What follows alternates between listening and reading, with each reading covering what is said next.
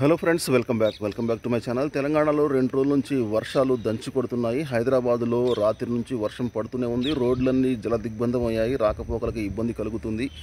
తెలంగాణలోని దాదాపు 10 రాష్ట్రాల్లో అతి భారీ నుంచి అత్యంత భారీ వర్షాలు కురుస్తాయని వాతావరణ సంస్థ ఐఎండీ పేర్కొన్నది. ఎస్పెషల్లీ కరీంనగర్, ఏటూరు నాగారం, ములుగు, వరంగల్, ఖమ్మం జిల్లాలో అత్యంత భారీ వర్షాలు కురుస్తాయని వాతావరణ శాఖ చెప్పిందన్నమాట. ప్రకటన జారీ చేసింది. ఈ నేపథ్యంలో విద్యా సంస్థలకి ఈరోజు సెలవు ఇవ్వాలని చెప్పేసి డిమాండ్ వినిపిస్తుంది. అయితే ఇంతవరకు అయితే సెలవు ప్రకటన ఏమీ రాలేదు. సెలవు అయితే ఏమీ లేదు.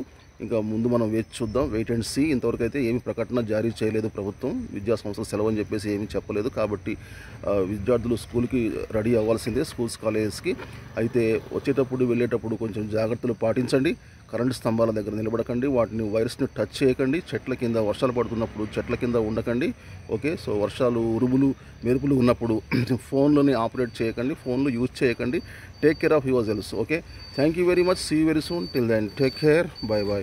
జై హింద్.